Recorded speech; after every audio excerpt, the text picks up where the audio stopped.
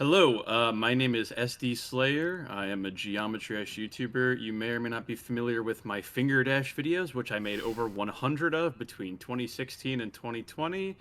I took a break from YouTube for a couple years, but I came back in 2023 making like actual videos, and it's been fun ever since then. I've done some collabs with like Vortrox and Zoink and Doggy, and yeah, since I came back, I've like quintupled my sub count, so I think I'm more of a real YouTuber now than I was back then.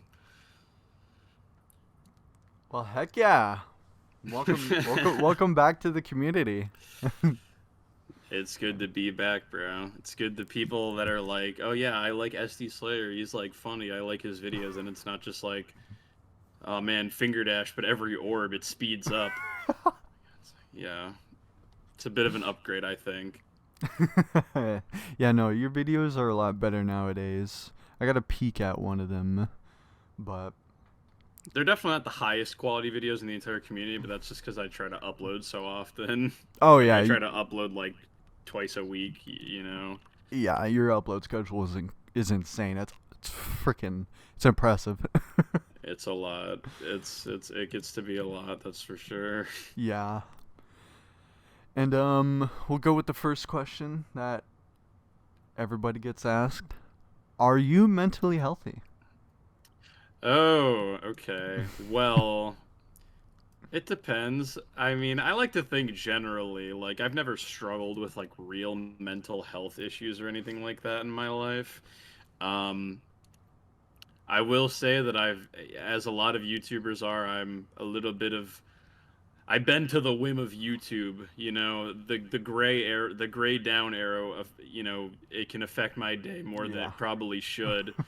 Um, it doesn't get me down like super hard, but like sometimes I'll wake up and I'll have a video uploaded that I thought was like pretty decent, and it'll be like a 7 out of 10, and like for a second like I'll be like, I don't get it. This video's good, and then I'll just be like, whatever. I don't even care. I'm just not gonna think about it.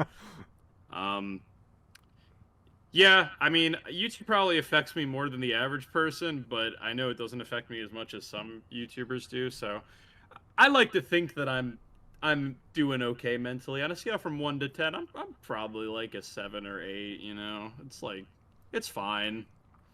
Well, heck yeah, that's good. And I definitely relate. I think it's perfectly fair to justify YouTube kind of affecting mentality because it's also like Mhm. any job can affect your mentality as well.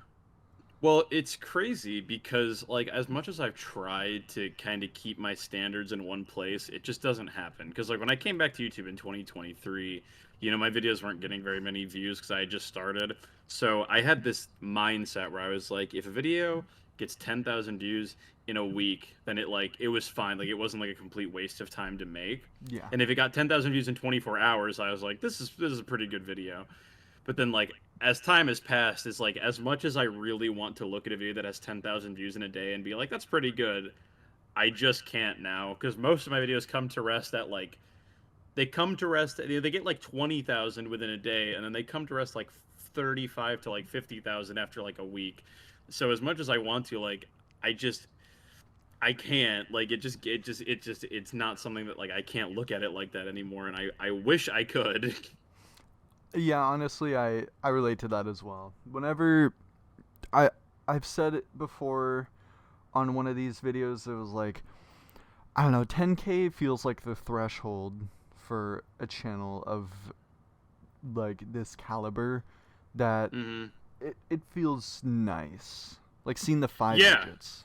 Yeah. Well, it's also because like when it hits 10K, like there's not like a decimal anymore. Like it's not like 8 point something. It's like you Yeah. just have like the thousand. It's like nice and round, and it yeah like it. That's like the threshold where that I'd set myself at, and I'd be like, this is what I want to go for, bare minimum. But now it's like that's like just not good enough. Like if a video doesn't have like 25K views in a day, I'm like, man, what a waste of time. And I'm like, bro, Yeah. yeah. Yeah, I am not even like in a day for me, but one of the things I like to do is if I see about 20K before it says 2 days ago on the post, then I'm really happy about that. Oh, sure. Yeah. That kind of stuff makes me Yeah. really happy. Yeah, I think that is the thing too that I measure it by is like I want the number of thousands of views to be like higher than the number of hours the video has been out for a while, you know. That's why like I'll check analytics and it'll be like 15,000 views in 20 hours and I'm like, man, I'm washed. Like Yeah, I suffer that same fate as well. But it's a curse. some sort of like YouTube mind virus. It's like a hive mind. Yeah, it's just like it's so hard to remain like complacent. Yeah. But I guess we'll go into a fan question right away. Um, Oh boy. how did you come up with your username Sdslayer? So short answer, I didn't. Oh. My dad did. Um, yeah, so Sdslayer comes from my dad because I used to like play games on his phone and stuff like that when I was younger. And Sdslayer was like the name that he used on like the Apple like Game Center or whatever. Yeah. And like I think he might have even had like a like a YouTube account, not like the same one that I have now, but like just some YouTube channel, and that was like the email on it or the name on it or whatever. Um, and when I was like 10 or something, like I just stole it. Like I was just like, yep, that works. And I just took it and I just started uploading videos on it because it used to be Sdslayer 100. And the breakdown of that is SD are my dad's initials. Slayer is just a band that he likes. And then 100 was just like a number for Yeah. whatever. And I just took it. So I think it's always funny because it's like people have like these stories for how they came up with their names. And I'm like, yeah, I don't have that. I just took it. And it was probably for the best because, you know, I've made up usernames for myself over the course of my life and like they've never been good. Like my first username that I ever made for myself was on a Minecraft Classic and it was Jman226. So, you Huh. know, it wasn't a huge fan of that one. So yeah, like I just started uploading videos on like the Sdslayer channel, and it stuck. For the longest time, I thought that my dad actually did make the channel, and I just kind of took it over. But he's told me that I made it. Like he had no part in actually making the channel that I have now. Like it was all me apparently, Uh, which is really funny because my channel's been a thing since I was 7 years old. So I don't really know how I knew how to do that at oh my 7, but god. I don't know. I've had a channel since 2010, so Damn, that's crazy. yeah. Yep. So thanks, Dad. He's the original SD Slayer. I'm. That's like I make jokes sometimes. I'm like, you know, like whenever I have kids, I'm like, all right, you're SD Slayer now. We gotta. I gotta pass this generational online username down. You will be Sdslayer 200. Exactly, bro. Until from now until the end of time, like it's gonna be the year 2300, and like my great great grandson is gonna be making GD videos still. It's gonna be great. Oh my god, that's awesome. Yeah, I did the same thing for a brief period of time where I just kind of so my dad had a username. It was like soon Techo 34. It's a combination of other things put together, and I took out the Techo part, and then I at the time I was jumping for Zodiac when it was first the top one, so I was just like, okay. Tekodiak, why not? So I just had this name Tekodiak. It was around the time when you were still making like manhunt videos on your second channel. Oh That was God, a yeah, that was a time okay. period. That was a It while ago. was a Yeah, very long time ago. that was Yeah. what I was doing when I had my GD break. I was like, Minecraft. And you Yeah, met Vix. I sure did. Yeah. It's crazy lore. I don't think people know. I'm pretty sure you've known Vix longer than me. I'm like 90% sure you met him first. Dude, he's such an interesting person because like obviously I met him through like Minecraft stuff And I feel like randomly over the next like 5 years, like he would just appear somewhere again. Like he would Yeah. just be in random places. Like I would come across him again, and I'm like, this guy has like 1 million subs now. And then like I come across like this GD Shorts channel, and I'm like, this is a funny channel. And he DMs me, and he's like, yo, this is me. And I'm like, what what are you, bro? Like He's like Walter White, I building was an gonna say, empire. like, I first came across this because of the Ton 618 crash out, the greatest GD short to ever exist. Oh my god. I love that. I commented on the video. I was like, "This is the greatest GD video ever," and he I saw DM'd your. me and was like, "Yo, this is me," and I was like, "Huh? Like, what are you doing here?" Yeah, I saw your comment on that short as well. I think I pointed it out to Vix. Either one of us pointed it Mm. out to each other. He DM'd you. It's Yeah, he funny. DM'd me and was like, "Yo, I'm Secret Way," and I was like, really? Like, what are you doing here? Like, since when do you do anything with Geometry Dash, bro? Yeah, no, he's been a GD player. Not good, but he has been a GD player for I think since 2015, so Mm, yeah, he's kind of an OG. I see, I see. Yeah. And also we the only reason why Secret Way started was because we actually did a channel before together, and this was around the time when I was the only like person he knew that knew anything about Geometry Dash. So he was Mm, like, I think the person I should go to about this is BenCar. And then yeah, sure.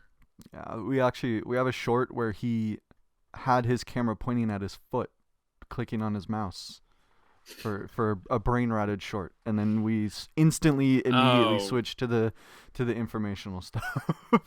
yeah, yeah.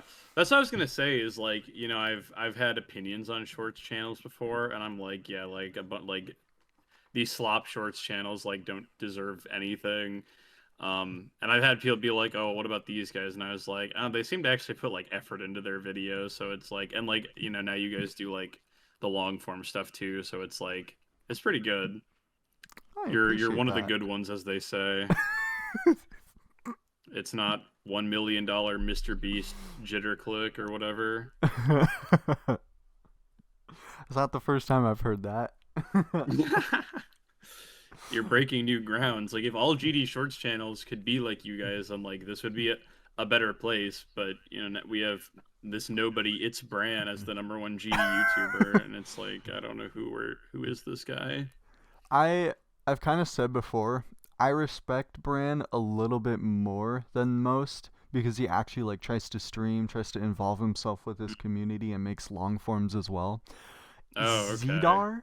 It's Zedar? Yeah, I've heard of that guy too. He has like 3 channels that all have like Yeah. a couple million subs or something, I think. It's insane. It doesn't make Because any sense. I literally made like a website that's like mostly for personal use, but it was like like a website that's just like tracks like the top however many like GD channels without like the slop shorts channels because I was curious where I rank if you take out all the people that in my opinion don't really deserve to be there.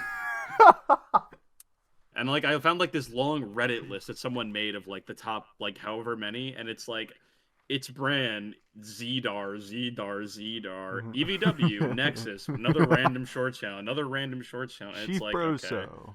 yeah, I'm like Bite we need to Speaks. like take out these people because like on that list I was like 70th place, but Oh if you my take out god. all of them, I'm like 30th, and it's like bro, there's like so much like shorts filler that it's like these guys have no staying power. It's like Yeah. you go up to someone in the GD community and you're like, "What's your favorite It's Zedar video?" And like you're not gonna get an answer. It's just all the same. Every single Yeah, short. yeah. Like I don't. And it's like these guys would probably fit well if they made good long forms. Like that's why I have a little bit of respect towards Bran, Because, like I said, he does more than just the shorts. Zdar, he has no community tab, no videos tab. It's just shorts and home. See, That's and it. that's another reason that shorts channels in general, I have this kind of jaded view on. Because if you're just making shorts just for like money or whatever, then like okay. But you can't have an ego about your channel. Like you Yeah. can't be like you can't have be a shorts channel with like 5 million subs and be egoing people that make long form videos that have like 100K because it's like anybody can do this. Like you're not special. And like you don't and I feel like a lot of short channels like don't really have a community. That's the thing. Yeah. I wish I understood the logic in like these like kids' brains on why they subscribe to them because they're not subscribing for the person. Like they're just subscribing because it's like it's the same cookie cutter thing that like every other channel makes, but it's like I don't see the mindset. And I also kind of get annoyed at shorts channels because there are so many of them that YouTube had to like reduce the size of the play buttons, which is annoying. Oh, yeah. Um so like I got lucky. I got my 100K one like right before the size reduction happened. But like whenever I hit a million now, like the gold play button is gonna be like tinier than the silver one. So it's Oh, like yeah. bleh. It's like unfortunate. Yeah, I got the tiny itty bitty one. I don't really Hmm. mind because I mean, I live in a small area and there's not really much like I'm very cluttered in my home right Sure. now, so I don't really mind it being smaller, but yeah, it is the gold Well, I play know there was a button. period of time where they thought like that YouTube was gonna like they were gonna reduce the size and like also it wouldn't have the channel name on it anymore. And I'm like, well, what's the point then? I wouldn't even But like I try to get yeah, but one. I think yeah, like they overturned that because like they got like so much like backlash and it was like etch the name on the button, bro. Like that's the whole Yeah. point. Yeah, that's you can't do that without the name. It's also Hmm. I also kind of like I hate how they just do stickers. Like they do these sticker thingies on Wait, what? the play buttons. It's like the the letters on it are like stickers and they can like easily Oh, fall off. oh, really? Oh, Yeah. interesting. I always Yeah, thought they were it's like an actual engraving. no, Or you maybe they like used to be. I don't know if maybe they are now or something. it I don't know. Honestly, I opened my play button, I put it there, and I haven't touched it since because I don't want to get it dirty or something. So Yeah, mine just it just it's sits in there. yeah, yeah. Like I haven't touched it. I don't want to touch it. I don't want to find out that the letters wash off or something. Frankly, as soon as I get my own place, like I'm probably gonna hang it on a wall with like in like a protective case or something. Yeah, But same. yeah. Yeah. It's why I wish they would go back to the old play buttons where it's behind that glass. It looks so Yeah, it was like grand. it. Well, it was actually a button back then because it was like a little thing, Yeah. in like in the casing. But yeah, now it's like it's more of a plaque than like an actual little thing. Yeah. Those looked so grand when you just saw Hmm. them. It was they're so cool. Yeah, yeah, they're really cool. Yeah. And I guess I'll finally ask another question. um what introduced you to Geometry Dash? Oh, I like this story. I found out about Geometry Dash from two kids who hated me. um, I was like in like third grade or something, and I used to be in the Boy Scouts. Um, and I don't remember exactly why, but there was this week long like camp thing that we were gonna go away for, and like I wasn't having a great time because I was like a small child and I had to like be away from my parents for like a week, and I was Yeah. like melting down. So I wasn't having the greatest time. And there were a bunch of like activities and stuff that like we could sign up to do or whatever. But at the end of the day, there was like a lot of downtime. Like people would sit around like a campfire or make food or whatever. Um, Back then, I didn't have a smartphone. I had like a flip phone that all I could do was like text and call. But like some of the age range here was like third grade to like eighth grade. Yeah. So like a lot of the older kids had like actual phones, and one of them had Geometrash on it, and I didn't know what it was called, but they would pass it around. I have this vivid memory of they were passing the phone around to people on Stereo Madness and everyone would just like give it a shot. And nobody could do the part where you're jumping and then there's a spike and you don't jump and get to the ship part. Yeah. Every single person there except me jumped into the spike, and I was like, "How is this so hard for you guys?" Because like a bunch of them thought I was super cool because they were like, "Oh my god, he did it," and I'm like, "Dude, it's like, like it's like I didn't think it was that crazy." Um, but I became intimately familiar with the game up to that point. I still had no clue what it was called, but like I knew all the levels. There was this one time that I actually went up to the kid because like it was like an eighth grader, so like it was like him and his friend. Like they were Yeah. annoyed by me because like I was like a small child. But like I literally went up to them at one point and I just started reciting the level names. Like I walked up to them and I was like, Stereo Madness, Back on Track, Polar Guys, Dry Out, Can't Let Go, and I was like, I forgot one, and the kid was like, Base After Base, and I was like, that's it, that's the one. Um, and I remember at one point during that trip, they had their phone on the home screen, and like I caught a quick glance of like the beginning of the name of the app before they like swiped their phone away. And I, Mhm. I literally just like I just locked that in my brain for the rest of that trip until we got back home.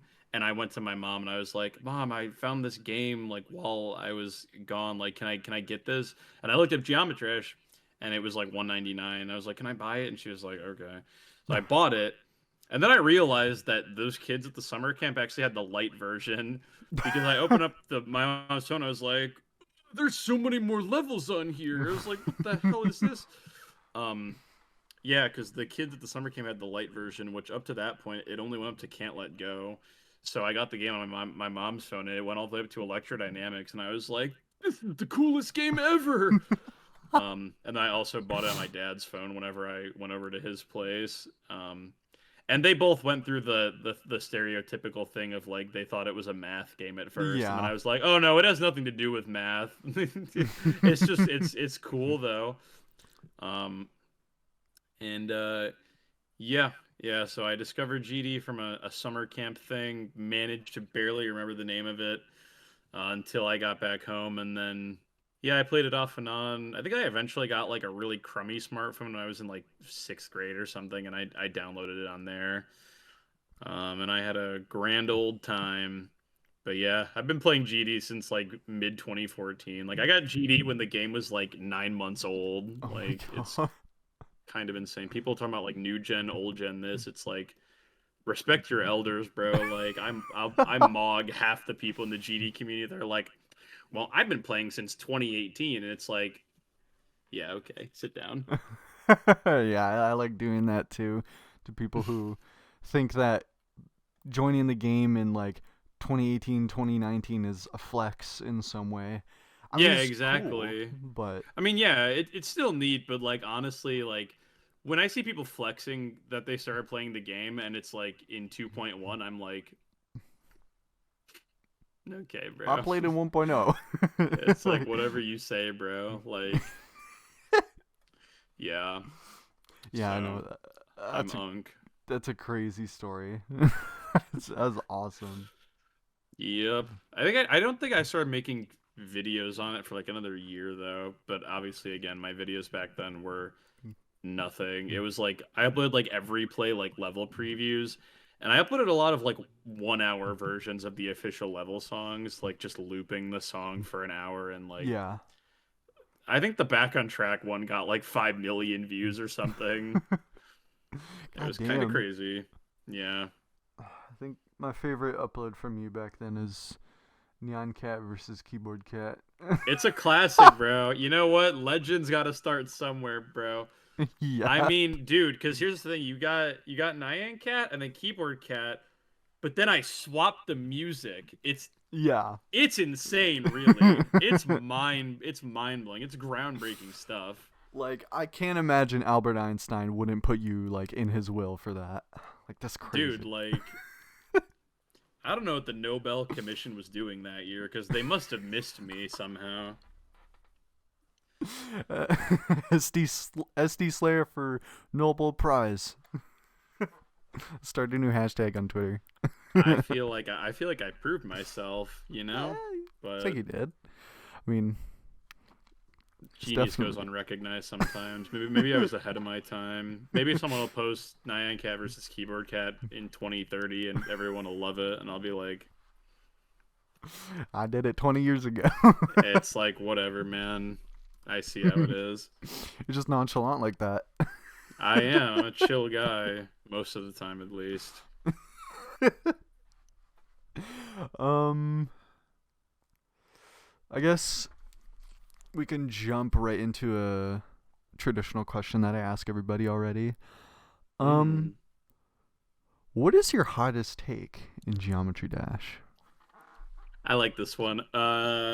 So TOE2 is the worst Rob Top demon. Um, can't stand TOE2. It's the worst Rob Top demon. Frankly, it's like a bottom half like official level in general.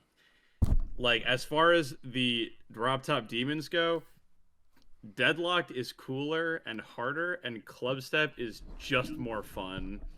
Like TOE2, the gameplay is weird. It's kind of inconsistent for like a newer player, and the song is just like it's okay, but it's not anything all that crazy. Like it gets mogged by the other two demons. Frankly, it gets mogged by every level that's come out since like 1.9 other than itself. Like Blast Processing, Hexagon Force, Geometrical Dominator, Fingerdash, Dash. All of these levels are just like miles better than it.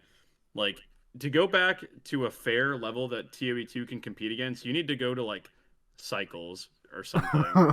You know, it's just like as far as Rob Top levels go, like it's got to be like bottom 5 overall. I'm going to be so for real. This is like what I always default to because people are real passionate about this. I've noticed. People are like people get mad about this one depending on who I'm talking to. Honestly, I can see the argument because I'm gonna be honest. Literally, the TOE3 online levels mog TOE2, in my opinion. Exactly. Like I think I don't remember who it was like a Manix or Laser Manix. Blitz Oh or my god, something. Yeah. that was Yeah, so like good. one of them made like they made like a TOE like 3 or something level and it's It's way great. It's cooler. It's so way good. I cooler. love it. It's my Like favorite hard demon. God bless Robtop cuz like all of his recent levels are like flames.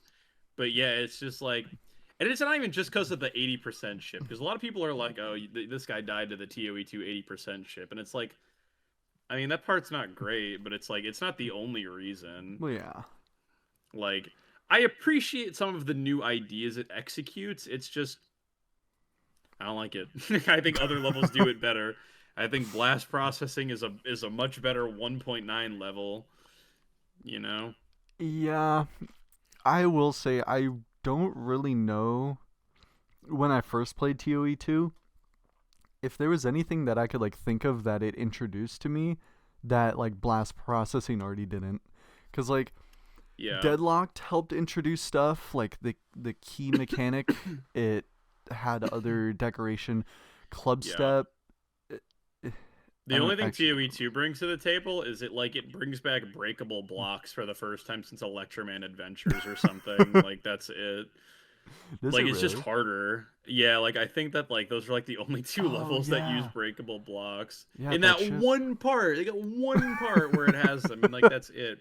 Like 2E2 relies like quite a bit on memory because like the first ship part is like nothing but invisible blocks. You have the Yeah. ball part with the invisible blocks. You have the breakable block part with the invisible blocks. It's just wrap it up. Uh, Wrap it honestly, up. I do like that there was a little bit of a challenging your memory in it though. That was Yeah, see, but nice. you know a level that does it better? Geometrical Dominator. I rest my case. I think I disagree only That's okay. I mean, that's because okay. I feel like most people I do. mean, I only disagree because I never understood the difficulty of that invisible memory part. It What, was the Geometrical never. Dominator one? Yeah. Oh, yeah. I mean, I wouldn't say I ever found it difficult. I just think that it goes harder. Honestly, it's that's fair. it's it just has more aura than like any of the memory parts in ToE2, I Yeah, feel. I'm gonna be honest. When I think of ToE2, sometimes I think of like other 1.9 levels like Supersonic because it all just looks the same. I don't I don't know Yeah. why. I think the song probably plays a proportionally higher role for me than it might for other people because I'm a very song motivated man. Half of my Extreme Demon completions are because I like the song. ToE2 song just doesn't really do it for me. Like every other song in a level since like Electrodynamics, I've been like this goes hard. Like Electrodynamics, Hexon Force, Blast Processing, Geometrical Dominator, Deadlocked, Fingerdash, Dash. Like these, like they all go pretty hard, but ToE2 just doesn't do it for me. I'm just not a Yeah. huge fan. No, I agree with that. I play levels mostly based on how well I like their song, and Clubstep best song in my opinion out of the demons. And I agree, Totu is probably the weakest. Yeah, like it's not the worst level like ever. Yeah. But it's the fact that like when I'm comparing ToE2 to like the other Rob top levels, like the only ones I can really think of that I'd put lower are like 1.2 and like 1.1 levels and stuff. Like it's like, yeah, you know, if I had to pick a level worse than ToE2, like maybe Cycles, you know, maybe Really? I don't. There's a case for like Stereo Madness or Polargeist or something, but those are just because they're kind of boring because they're I mean, yeah. easy, Yeah. you know. So it's like I don't know. When you compare it to its like peers, it just doesn't do it for me. I the one of the levels I do see an argument for. I never liked this level, X Step. I don't know something about it like this song feels very kind of like it has a similar remedy to Totu in my opinion, like that weird like wub sound in it. But Yeah, I think that the only thing is I think that the melody it's going for in general is a little bit better. But yeah, I've never been crazy about X Step's song. I think it yeah. starts off decent, but once it gets to like the Yeah. yeah, like then it's like yeah, then you lose me a little bit. Um, Yeah. I've always been I don't like hate Cycles, but I've always said that Cycles the song sounds like funeral music, so I'm not like a huge fan of it in regards That's to that either. It's just the beginning of it sounds like someone died, bro. It's like so slow and boring and like it's like this dreary purple level. So honestly, I I see that. I love the drop though. The drop in cycles is yeah, really it gets nice. It better gets over really good. time, but it's like it's got a real weak start, I feel. Nah, you're right. You're right about that. It's very boring when at the beginning because it just feels like triple spike in a nutshell. Hmm. Yeah, and It's Time Machine already did that, so like what are that's we true. doing? Yeah. um, I guess we'll go to a question about your channel now. Ooh. Um, obviously you have a lot of videos, so this I don't know if this is going to be a 100% question that you can answer, but what was the hardest video to make on your channel? Hardest video to make. Um, it probably would be like it'd probably be a collab just because those tend to be the hardest to edit because I try a lot harder on them and I'm working with like multiple POVs and stuff. Yeah. The how well do GD YouTubers know the Rob top levels was pretty hard to get like a foundation for, but once I edited like one part of it, I could kind of just do the same thing for all of them. It was really tedious, but I don't know if it was like particularly hard. Actually, you know what? The hardest video it was probably my 100K video. It's probably the Dash All Night like music video thing that I made because that video has like 3D in it. Like it has like Oh, 3D scenes in it. Um and a normal person might have tried to learn how to use Blender, but the video editor that I used had this weird like composite shot faux 3D thing that you could sort of do. yeah. But yeah, like I had to make a bunch of PNGs. I had like a big green PNG that I used as like the ground. I had like road PNGs. I had houses that I had to like manually set up. That one was probably the hardest one to make. It took a lot of planning and it was a lot of like raw work.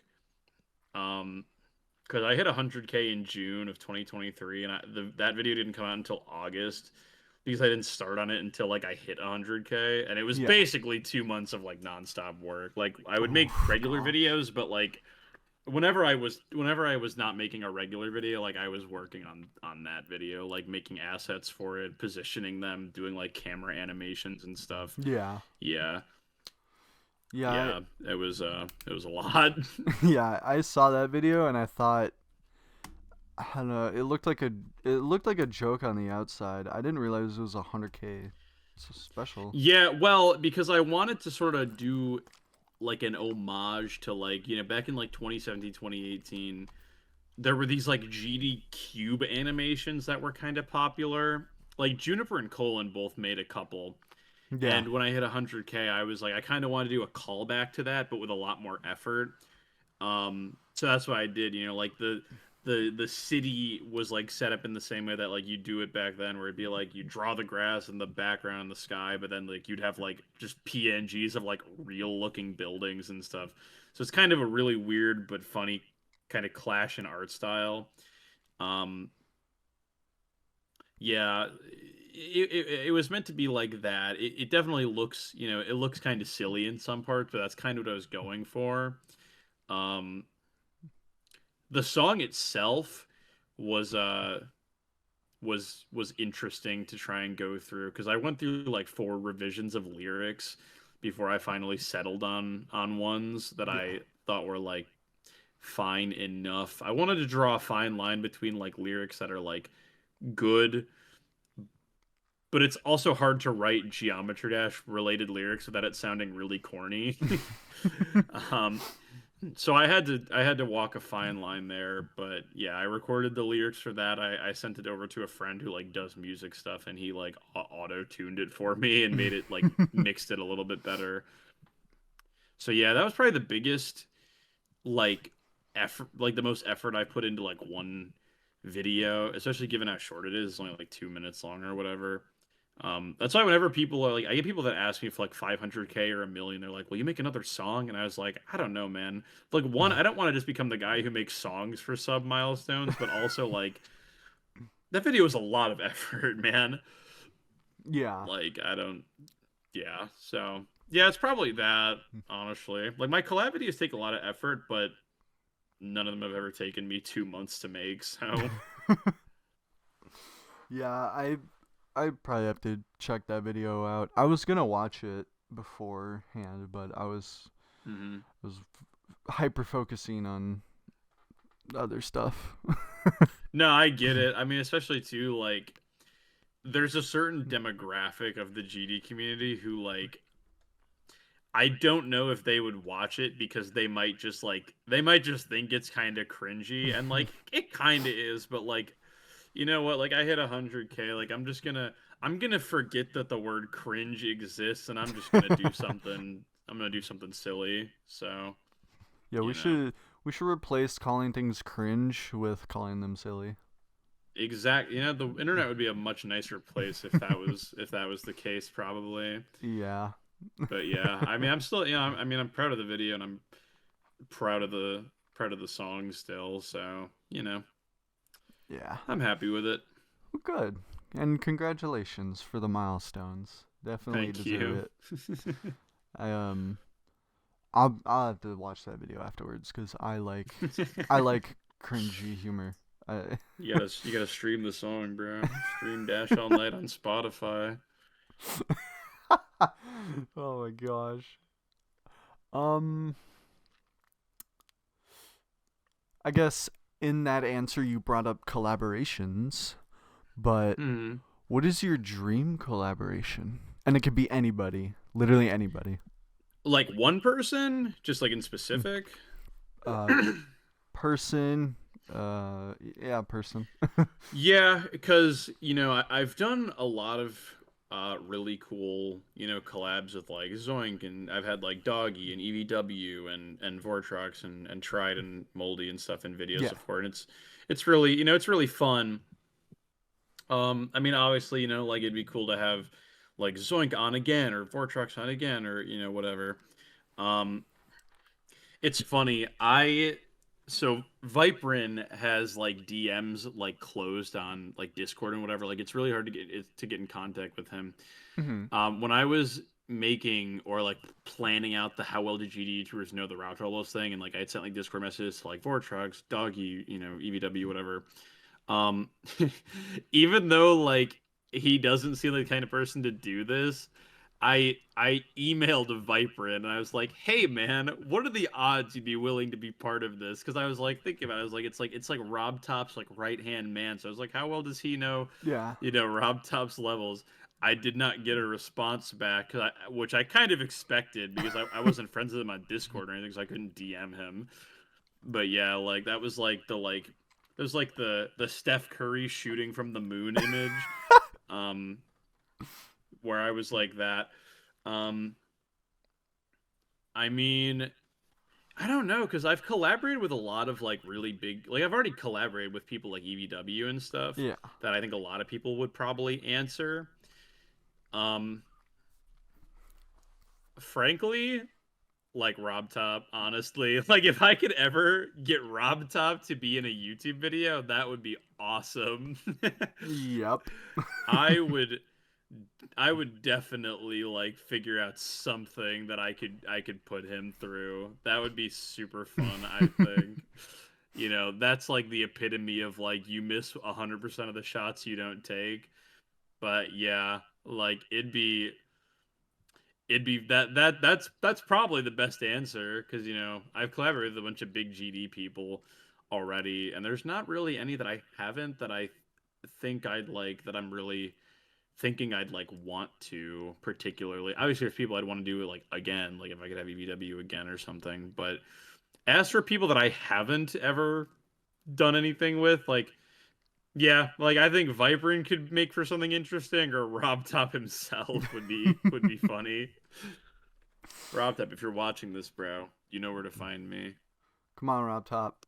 Uh, we I'm we gonna need test you these. on your own official levels, bro. How well does Rob Top know his own levels, bro? Yep. It'd go hard, bro. Trust me. You'd probably do the best with the most like latest made ones, but God, he made those levels so long ago. Yeah, but he treasures them, bro. Like I get the vibe that he cares a lot about his official levels, and like they're like sacred temples that like it's like nobody can touch, and it's like he's got to be pretty familiar, But Yeah. yeah, like insane shot in the dark, but that'd probably be it. Yeah. Yeah, we get asked to do the Rob Top interview all the time, and I'm just like, I wish. If he's willing to sit down, bro, like I I'd have to be very efficient with just asking the questions because he's definitely a busy person. I would yeah, imagine. no time for nonsense here. You gotta approach him like an actual like TV journalist and be like, you have like a pad of paper and a pen, and you're like, so Rob Top, Yeah. the the GD today is saying this and this. Is this true? How do you feel about this? And it's just gotta be like rapid fire. Why haven't you hired anybody yet? He's too busy, bro. He's too busy. He needs to get like a hiring manager or something. Like, Oh my god. Dude, imagine if we got him on here and asked him, "Are you mentally healthy?" and he says no.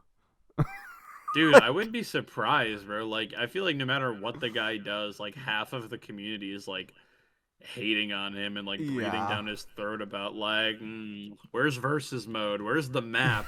It's like, come on, Rob Top, what are you doing? And it's like, bro, let a man chill for a little bit, like, Yeah. you know. Yeah. It's like I don't know. I feel like I, people should I'm I'm just sure he's super grateful for like the community that like he has, but on the other hand, like Yeah. there's a lot of people in it that are like a little bit much, I think. Oh no, 100%. Just people don't seem to just like be happy with what we have right now. Like I like to think Hmm. back how I was doing in this game back in like 1.8 and how the game was Yeah. running compared to now. Like it's so much better. Yeah. And Yeah.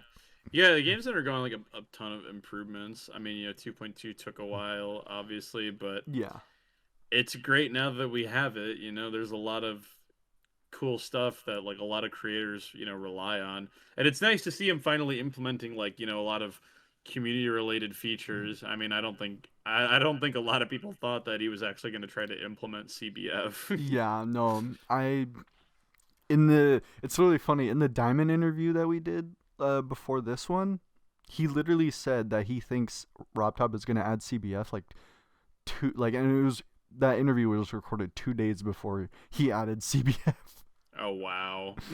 Like that was it's very funny. I didn't Well, it's think it was gonna yeah. happen. Well, especially too because there's this like stigma in the GD community that like Rob Top like kind of hates extreme demons. Like he just like doesn't like them. That's why like a lot of them like take a really long time to like get rated. So a lot of people like think that Rob Top just like hates the player community. So it's like, oh, why would he ever add CBF and like help the player community? Yeah. But I'm glad that he proved them all wrong.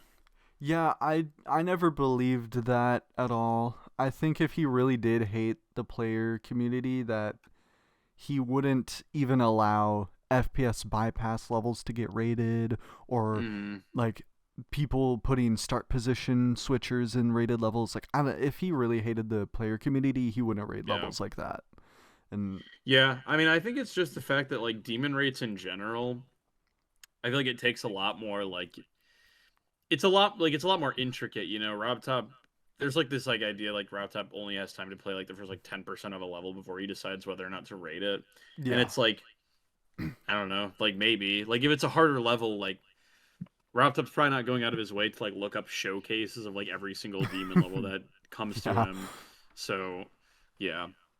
Like I think that's why extremes take a while longer to get rated because it like really needs to be like vouched for by like a bunch of mods and stuff before Round is like, yeah, okay, this is probably rate worthy then being Uh, beyond the first 5%. yeah, 100%. I think it's very interesting how a lot of levels get a lot of sends. They don't get rated, and then people like to like say that like RobTop doesn't like the level because of that. Like Mm-hmm. I don't think people realize RobTop probably isn't on Geometry Dash the way that the community is, because the community's on Geometry Dash every day, 24/7. But Yeah. RobTop's probably on it like 2-3 times a week. I would imagine. Yeah, that's the thing. Like I genuinely do believe that Rob Top probably just misses a lot of sends because you have to think about it. He's got like 40 mods or something, Yeah. that are all off and on sending levels on streams, off streams. Like he probably gets like 100 new like sent levels like every like couple days, and it's like he's naturally probably gonna miss a bunch of them. Like the sent Yeah. tab is never gonna be clear, you know. Yeah. So It's it's like I get unfortunate. it. It's unfortunate if you're like the creator who made a level that like is in the sent tab and it just like is never getting rated.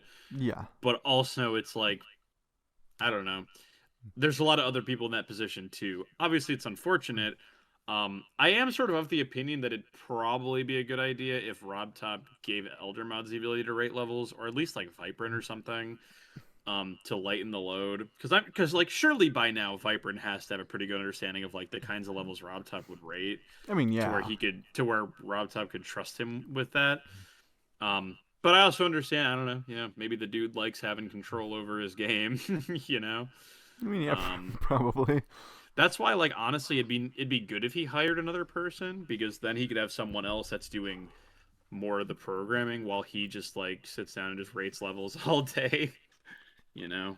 I mean, yeah, I mean, I think it wouldn't be really hard to get his ideas out onto people who can program.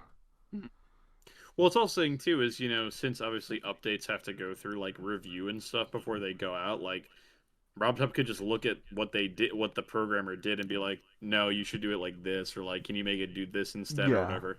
you know. Whereas if he let someone else rate levels, it'd be like, well, no, I don't want this rated, and then he'd have to like unrate it or something, you know. So I think it'd be Yeah. better, if someone was helping with the programming and, then maybe he just devoted like all of his time to rating levels or something because, the programming has to go through him anyways. But obviously rates are like as soon as a level's rated, it's like the entire community knows about it. So you can't really Yeah. unrate a level, otherwise you're gonna make someone real sad. Yeah. Yeah, that's it. Like we have mods where it shows up at the bottom right. This level just got rated. And like Yep. like we are so hyper focused on watching levels get rated in this community now. Yep. I mean they did I mean I think the GD Discord just like they came out with like an official like ultimate GD bot Yeah, version or that something. Like they too. made like their own version even. So now like you can get now it's like officially by like Rob Top, like they're sending out like new rates and stuff. Yeah. Yeah. I don't know. I think I like the idea where he gets people to kind of mod or program the game for him while he rates.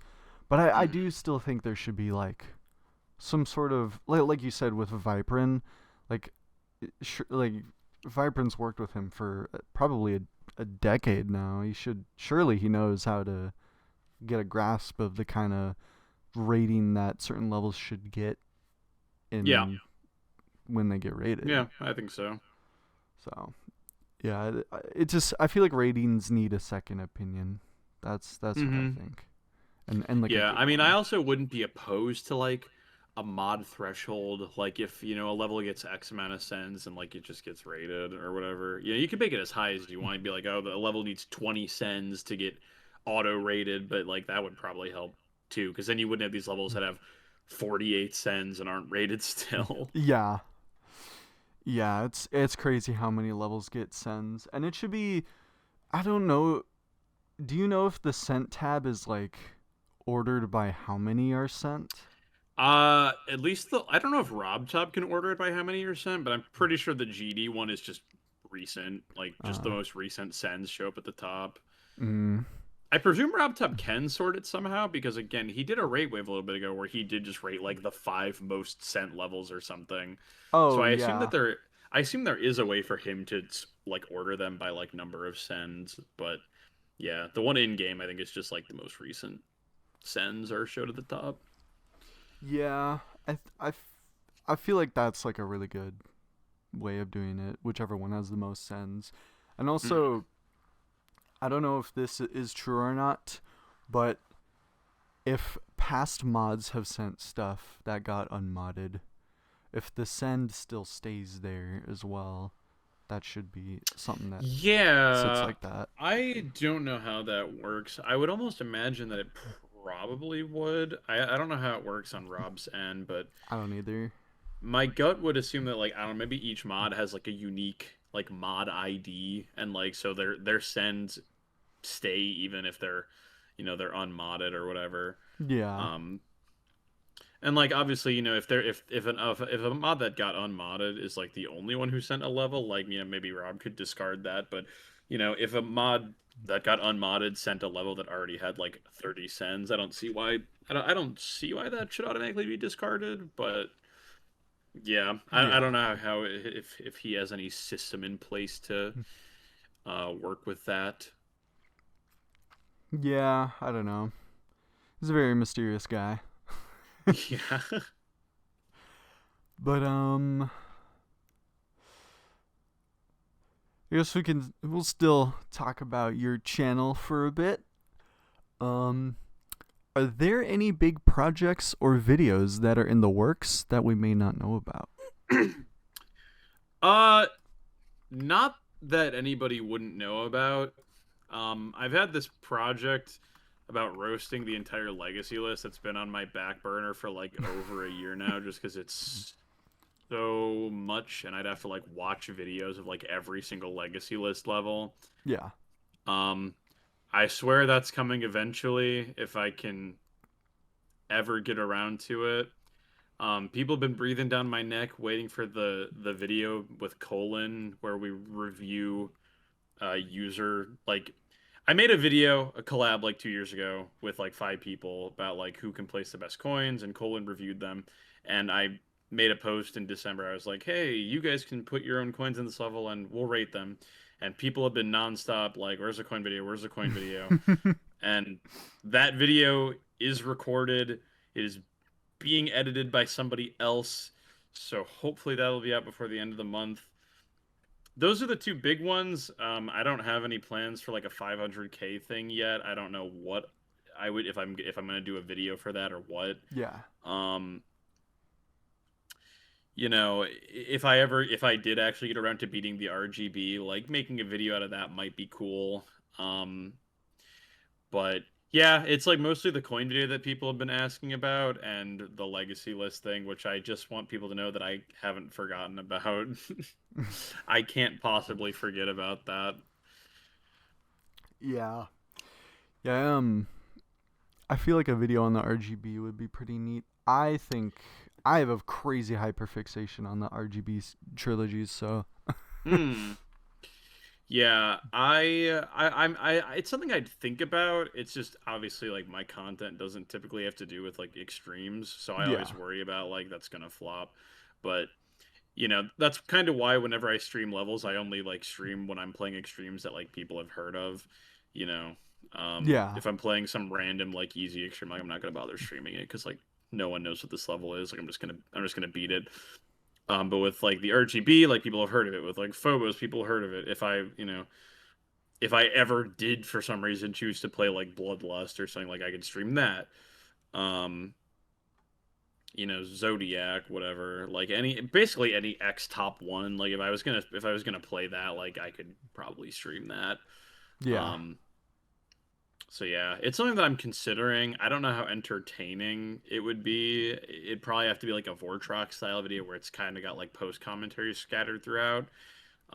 But I'd have to plan that. I'd have to have notes of each stream, see what parts I think are actually entertaining enough to put into a video and see. But yeah, it's something I'd think about. It depends, if I actually do go through with beating the RGB, like how long it takes. But could be cool.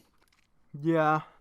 Yeah, I've told myself, and a lot of people have asked me, meme on the Secret Way channel is that I was jumping to Zodiac like a dummy, and then I dropped it and made a ladder instead. But I think even with a quote unquote Zodiac rewind being completely out of character for our uploads, it Hmm. would probably still upload it on this channel, considering we have documentaries and the interviews and showcase videos. Like we have a lot of variety on our channel right now. So Sure. I mean, I know there's like that bouncy block channel or whatever that got like some pretty good views when they were playing Sonic Wave. So like, mm, their main thing was like the bouncy block music videos or whatever, and then they yeah. were getting like good views playing Sonic Wave. So anything is possible.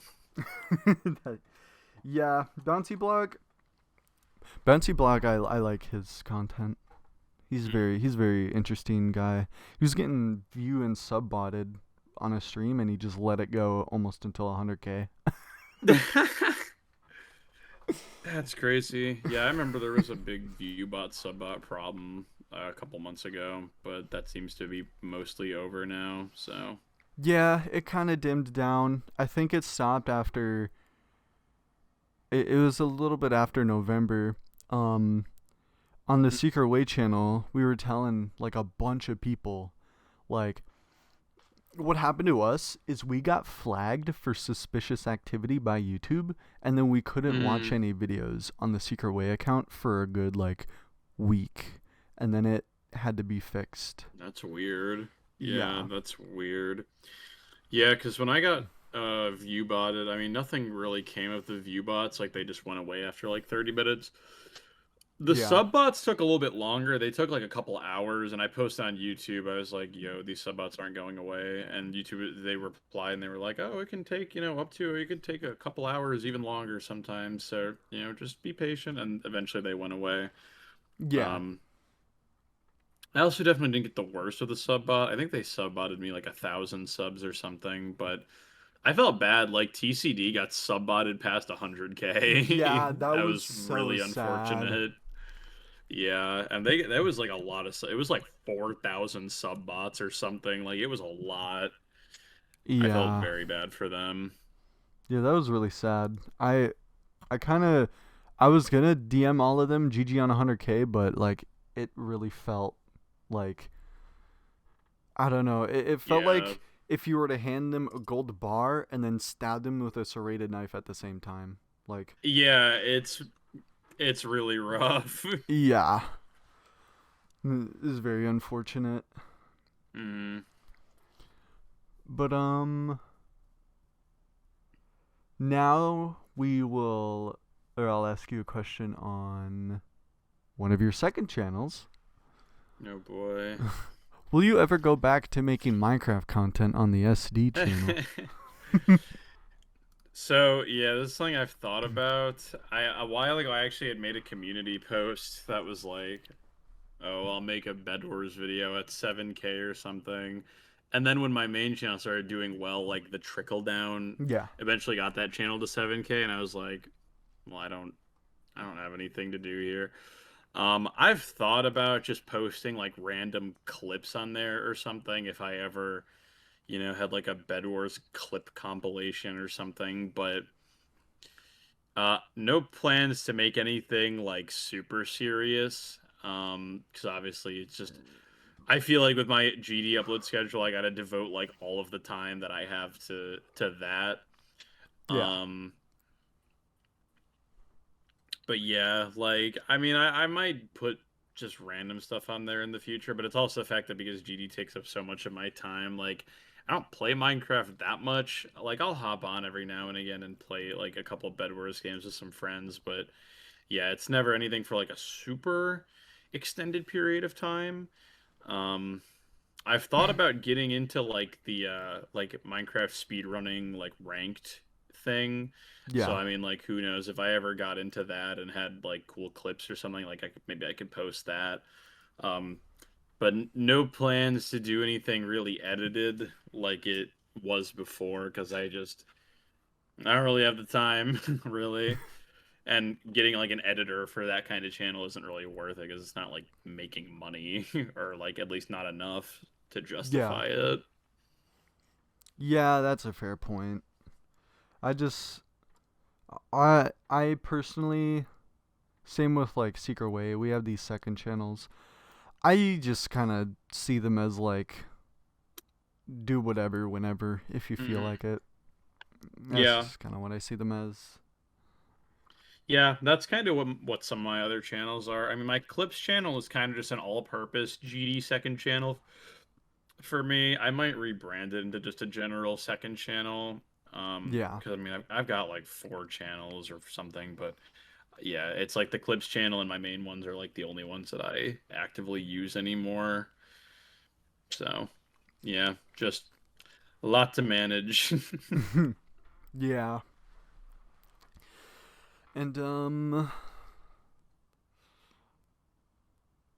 I think so you are a very OG player Hmm. and I wanted to do this with you because I did it with Kermal as well because I thought his answers were interesting. And I feel like you're an OG player that actually knows a lot about the old and modern day Geometry Dash scenes. So, we're going to do an activity where I ask you to create a Geometry Dash Mount Rushmore. Oh Now, yeah, I've seen these before. yes, yes, Yeah, I've heard of these. yeah. So obviously, state it to everybody.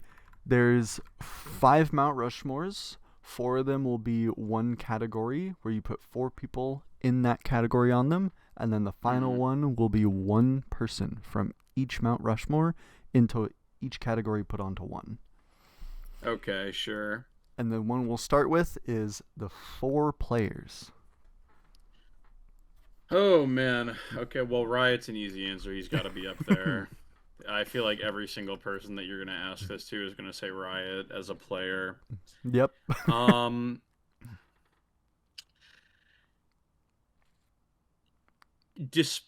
I feel like some people might not say this just because I feel like when people think of Mount Rushmore, it's like people always think about like the old.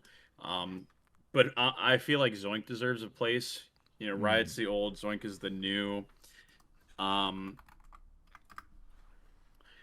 I'm trying to think here. What are some other really important and like popular like levels that have been rated? Because obviously, you know, Riot, he had like the whole thing with like Bloodbath, and um he had the whole like cyclic thing. Yeah. um I almost feel like a cyclic would fit more as like a creator though.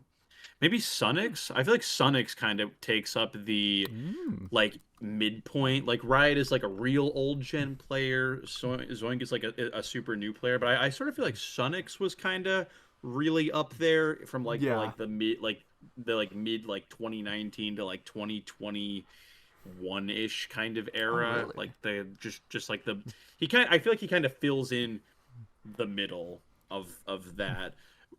Which is honestly the era that I was following GD like the least, really, because it's when I wasn't playing a ton. Huh. Um, That's interesting. so yeah, so probably that. I'm trying to think. Who would be the fourth one? Trying to think about people that like are mostly like players, not like a content creator, not like a level creator. Who else was an important GD player? Hmm. Should I throw in some names? What's up? Should I throw in some names for you?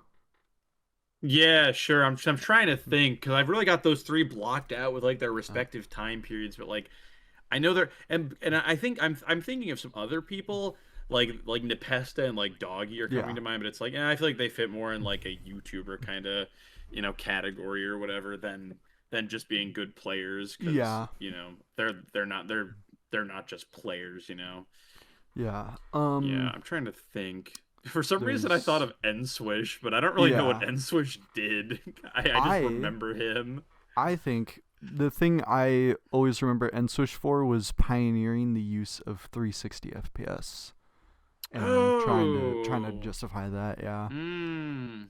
Was he one of the ones on like the forefront of like fighting for um like FPS bypass or anything? I'm not fully sure, but I do know that NSWISH was like the first one of the first people in top play to like be an advocate basically for 360 Yeah. FPS. Used it for the golden verification and also Hmm. beat top 75 first person to ever do that. Yeah. Yeah, that's a pretty solid contender. I was gonna say because his name just kept coming across my mind. I was like, I know he's important, but I'm like, what did he do again? Yeah, that's probably a pretty solid fourth pick. I don't know exactly when he was super active. I don't know when his like prime time period was. If it um was fighting for 360 hertz or whatever, it had to have been in like it 20 was like 19 or yeah, it was something. 2020, yeah. Yeah, it had to have been right around there because I know like early mid 2.1 is when like that all started because I know in like 1.9 like nobody was using higher refresh rates and stuff. Yeah. So yeah, I feel like that's a fair four. Yeah, you got Riot, Zoink, Sunix, and Enswish. Yeah, I think that's fair. It'd be I'd be lying if I said I haven't seen someone do that list of That people exact as well. one. Yeah. I It's believe it. yeah, people say Zoink, Sunix, and Enswish are the top three best players of all time, and then they just throw Riot in there as well because it's like, I mean, it's Mhm. Riot. Like, he's the Yeah, I first person to mean, push the yeah, I limits. mean, he verified the most popular extreme demon ever. I think Yeah, Bloodbath stayed at Bloodbath's like at the top of the demon list for like way longer than it should have been. It was really funny. There was like this yeah, time period where people just like didn't want to believe that there were levels harder than it, and like they yeah, were just like, "No, Bloodbath is still number one." But then as soon as it finally moved down, like it fell real fast. yeah. It was it was like keeping a flame lit for as long as you could, and then just instantly got rained on. It's literally like there. I feel like there was this time period where like all the list mounts were like la la la. I can't hear you. Bloodbath is still number one. Yep. But yeah, Yeah. No, I think the day that Bloodbath was the day Bloodbath had that realization where, oh my god, it's easier, is the second Phobos switched with it and was seen as harder. yeah, That's when it was just yep. like, oh That's my god. yep. But now we have the second one. It is the 4 level creators. Okay, yeah. So as much as his levels kind of bring me pain when I have to play them, I feel like it'd be a crime to not put Darnock up there. Darnock Oh. is like directly responsible for 2 game modes in the game, basically. Oh Like yeah. if it like he basically created the UFO and the wave. Um, so I think him for sure. Um, hmm. My mind almost wants to go to like Viprin even because I feel like he was like super 1.9 man. Like I feel like he that was like when he had like this meteoric like rise of in creator Yeah. points is like when he in like 1.9 like this guy was cranking out solo levels hosting like these big collabs like all the time. um so I feel like I feel like he's pretty pretty up there with I mean yeah he's still fourth place and like the dude hasn't made a level in years so like how can you not. um I think Sir Punch probably deserves a place. Obviously, he was like one of the first, if not maybe even the first person to like do like mini game kind of stuff. You Yeah. know, really pushing the limits with like trigger work back in the day. And I mean, honestly, he's even shown that he can still hold up in 2.2 because he had an event level in the NCS event. So Oh like, yeah. still got it. Um, but yeah, like really good with trigger work and stuff back then. Um, so yeah, I think he probably deserves a place up there. And I'm trying to think because Viperin was like 1.9 guy. I'm trying to think about if there was anybody that was like really prominent in like 2.0 or something. Funny game. Yeah. Yeah, he's kind of like he pushed like a different boundary than like Sir Punch did, I feel like. But they both were like really influential Yeah. and had like they approached level creation like very differently and went for like really different things, but they both I feel like they both did leave a very lasting impact. And frankly, even some of Funny Games levels that like aren't that pretty visually are still just kind of raw. Like as inconsistent as his Yada part is, it kind of has aura with like the moving blocks and the switching spikes and stuff. Yeah. Um, yeah, because whenever it comes to like 2.1, I kept thinking of like Blee, but I'm like, I mean, he makes like really good levels, but like I don't even know, I don't know if they're like that crazy like influential. You know, it's just like Change of Scene was like real popular for a good while, but Yeah. yeah, that's probably a fair four, I think, with in terms of like lasting impacts. Viperin is probably the one of those four that has the least like lasting impacts, but I just think that he kind of was the epitome of like the 1.9 style. Yeah. Like I feel like there's a lot of Viperin 100%. levels from like 1.9 that I'm just like, yeah, this is what like every 1.9 level probably looks like, you know. Yeah, he spammed that stuff in 1.9. Yep. Yep. And that's why he's still up there today. Yep. Um and now we have the 4 content creators. Okay. Well, I think Nepesta deserves a spot. He's stuck through. He's been around for years, hasn't changed a bit. He does these like crazy thumbnails that are like psychopathic on YouTube. He's got a very like appealing sense of humor. I don't know if he edits all of his own videos nowadays. I know that I mean that's the thing too. He's like basically directly responsible for like Doggy's initial rise because Doggy was just his editor for a while. Yeah. Um, so I think that he deserves a spot.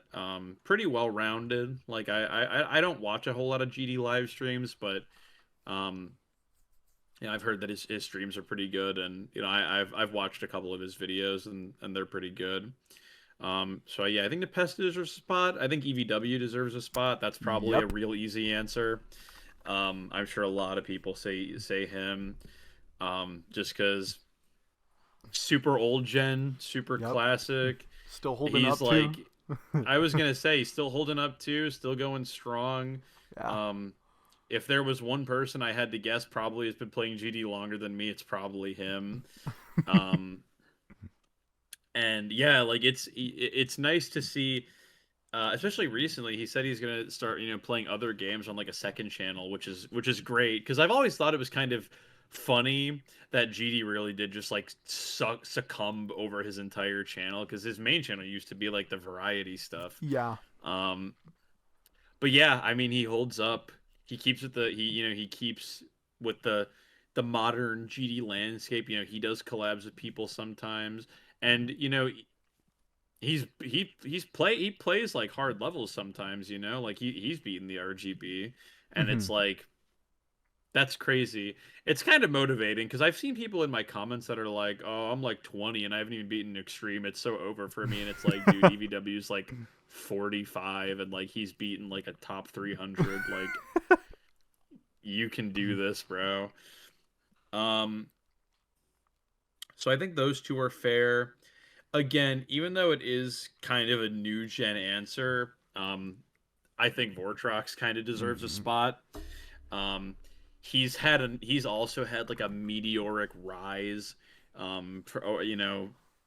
That started off like 3 years ago, and it has just kept going. Me and him hit 100K like a day apart from each other, and he's just never slowed down Yeah. ever since. I'm happy for him. He deserves it. He's a great guy, and yeah, like I've watched a couple of his videos. Um, I tune into his streams sometimes. Um, I definitely think he's got a good personality for it. He's very energetic, which I respect because I can only be so energetic while playing GD. Even Yeah. if I'm playing an extreme or something, it's just like after a certain point I feel like I just start locking in and I'm just playing and I'm not really doing a whole lot. But I'm sure some of it is a little bit hyperbolic.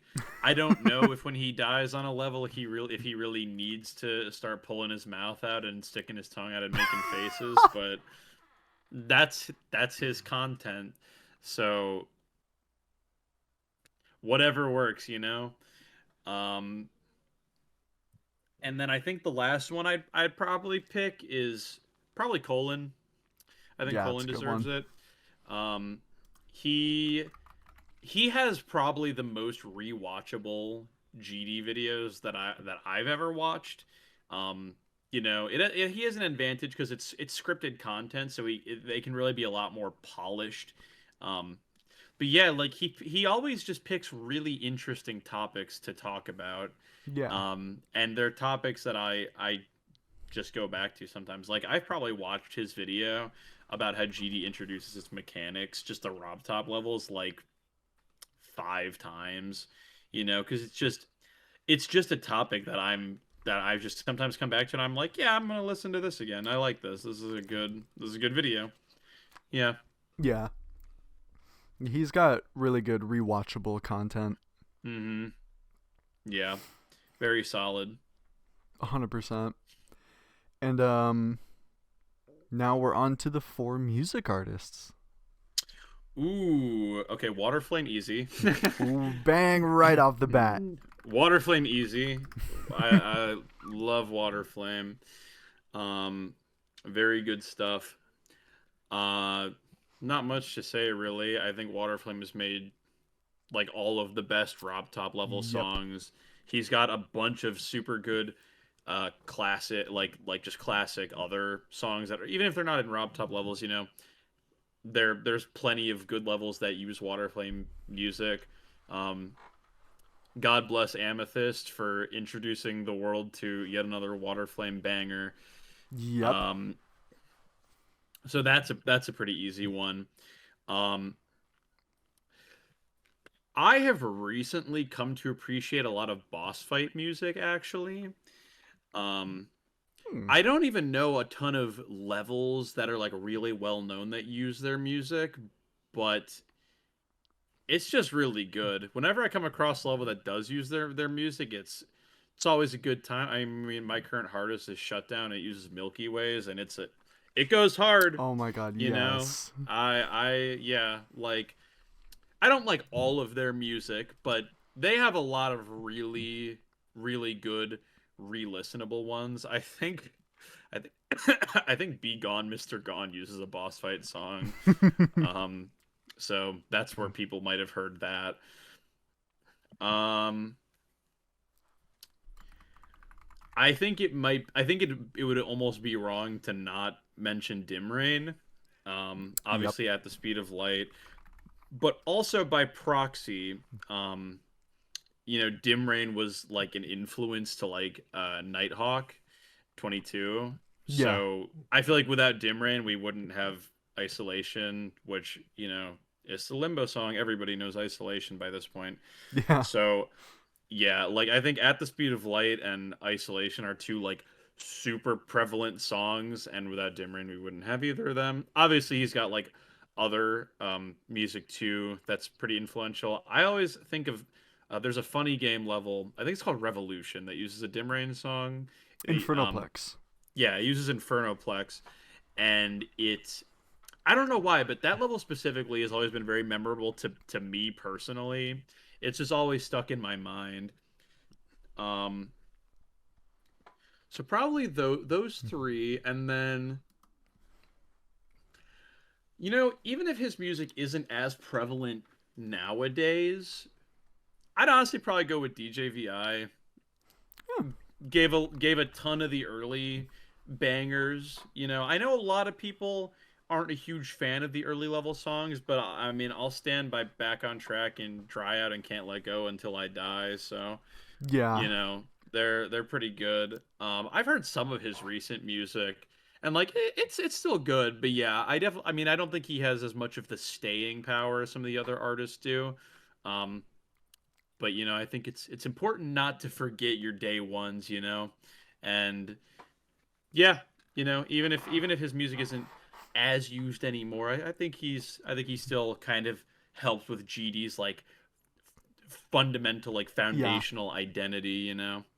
Yeah, is he oh he made Club Step, right? That's DJ Nate, I think. DJ Nate. I keep I mixing think the DJ DJs. Nate was Club Step, yeah. The DJs, they just Yeah, yeah, yeah. I think the last official level song with a DJ VI song is X Step. I think everything after that is Water Flame or DJ Nate or F777 or uh MDK too. MDK, yeah. Yeah.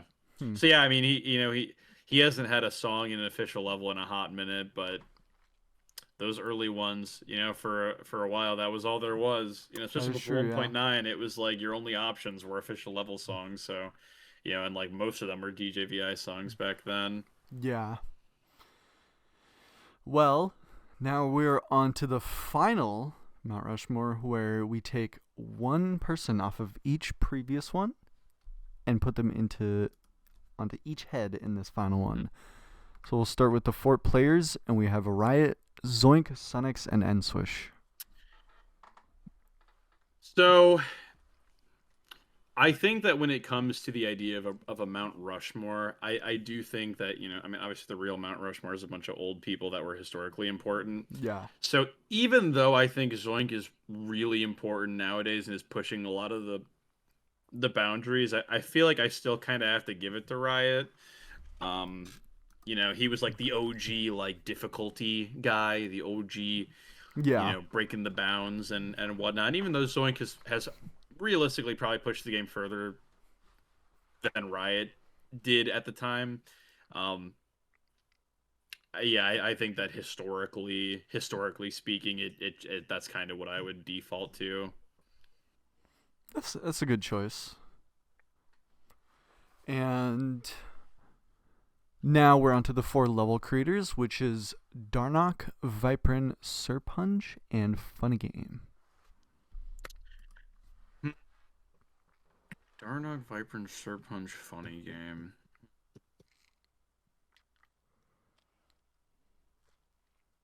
I might I might give it to Serpunch, frankly. I know Mm. that Darnock was obviously historically important, but honestly, I feel like a lot of people don't know that he's directly responsible for 2 game modes. I think Serpunch is probably the reason that half of the mini game levels out there today exist in the first place.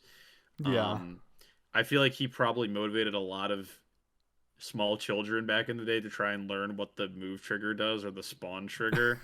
Um, and yeah, and again, I feel like for a lot of the game's history, he was just like the like stereotypical like he's like the best creator. He's like the greatest creator. Yeah. So I feel like for a long time he was that. Even though Darnock has like a bajillion creator points too, but they're all from like 1.3. But I feel like Serpunch was probably the one with the most staying power in like the more modern era. No, I agree. I honestly, I wouldn't even be shocked if Serpunge was like one of the earliest inspirations for like Rob Top creating any form of a platformer game mode. Oh yeah, I mean Like, I wouldn't be surprised. but Yeah. Serpunge has a lot of influence that I feel like goes like under people.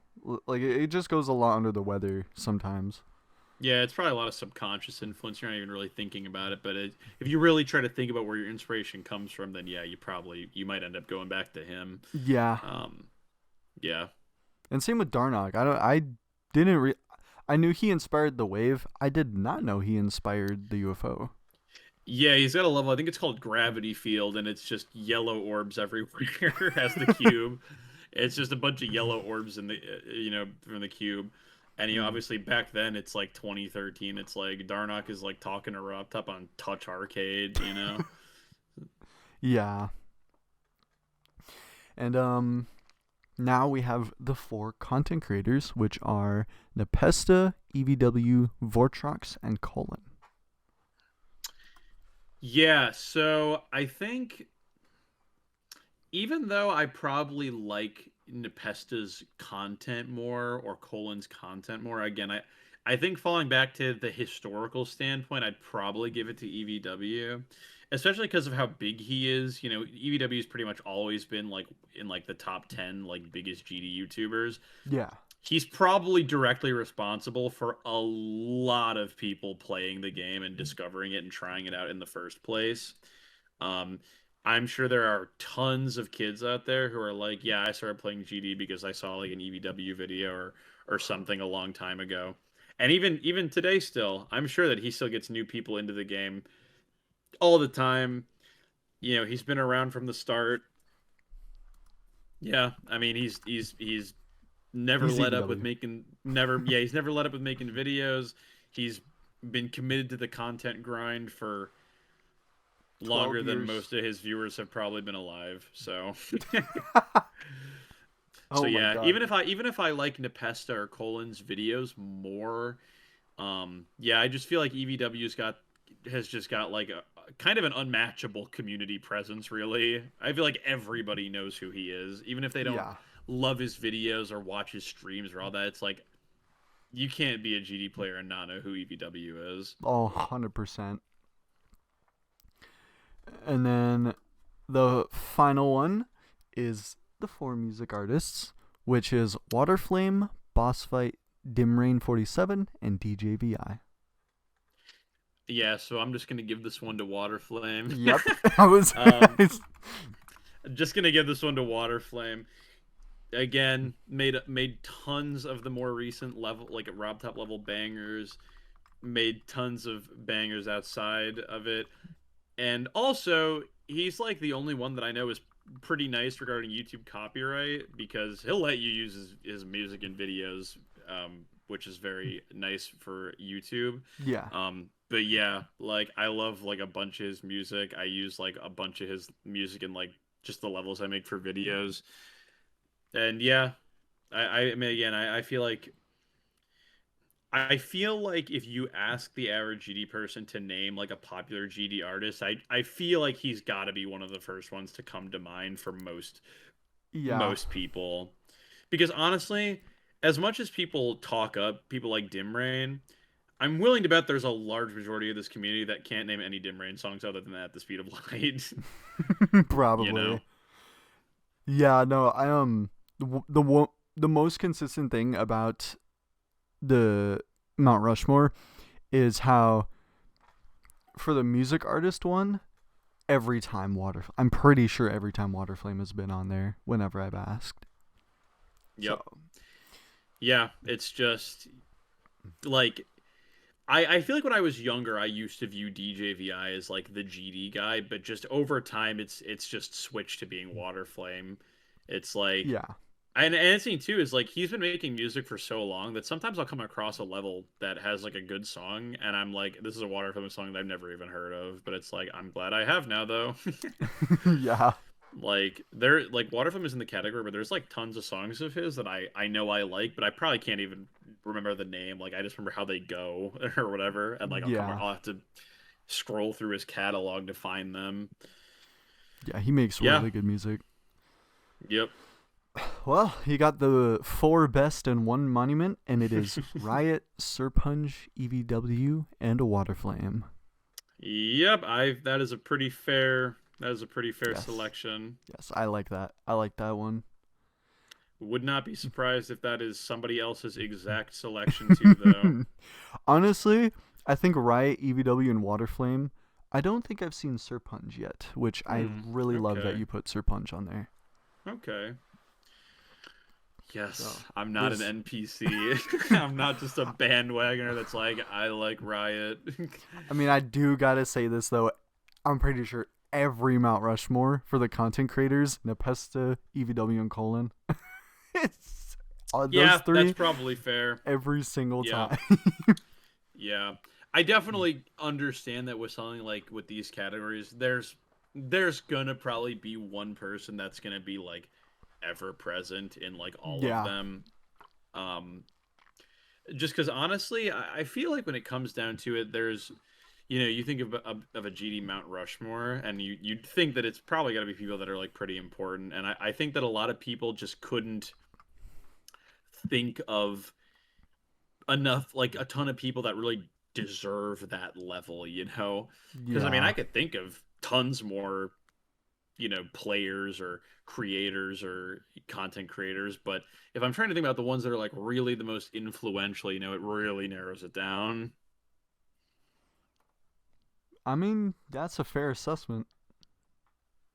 Hmm. I definitely think that constantly keeping in the idea that it's supposed to be like a Mount Rushmore, it's supposed to be people from long ago. Kermal did the same thing, and I love when people do that instead of just like four players. Zoink trick pop off. Yeah, yeah. No.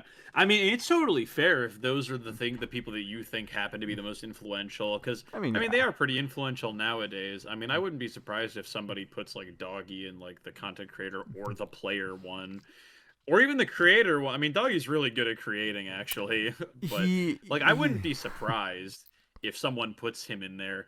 But it's just that I'm trying to think back, and I'm like, well, without Nepesta, we probably wouldn't really have Doggy. yeah. So yeah. Yeah, I've seen people I think I saw someone put Doggy for player and content creator. Yeah, and He's that doesn't surprise me that much he's because so versatile. he is very present nowadays, especially because I mean it's nothing but grief. But Yeah, yeah, I mean that goes into him being a content creator and a player. And I mean as far as content creating goes, I mean he doesn't make videos super often, but when he makes videos that aren't just grief progress reports, like they're good they're videos. decent, like they're Yeah, pretty good videos, yeah. So that doesn't surprise me. yeah, Just depends on how the person's looking at it, I guess. he's good with his quality. Hmm. And I guess we'll go back to the question part of the interview. Yeah, I was gonna say people. I saw some intriguing comments under that community post, so but I'm curious what the most common ones were because I'm sure not everyone was asking the random um, questions. yeah, I didn't pick fan questions that seemed really, really random. I saw Yeah, someone asking about the Roman Empire, and I'm like, I saw that one. I saw that one. Did not know what that meant at all. I saw that one. and it was a top comment as well, and that's why I was like, is there a meme that I don't know about? If you don't, I don't know about it either. If there is, not a clue. But one fan question that I will ask that uh I'm pretty sure is a little correlating is which one do you like more? Allegiance or Fingerdash? So yeah, hmm, um, I'd probably pick Fingerdash, um, just because as a level, I mean, I like its deco more. I really like the style of it. It's got a pretty good song.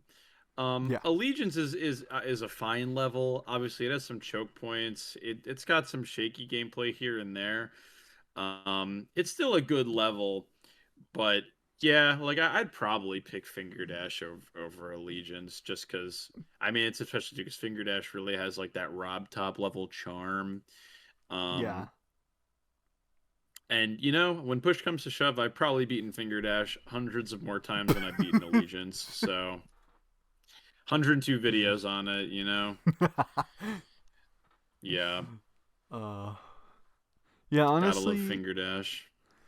honestly I'd probably choose Fingerdash just because like the Rob Top charm like you said.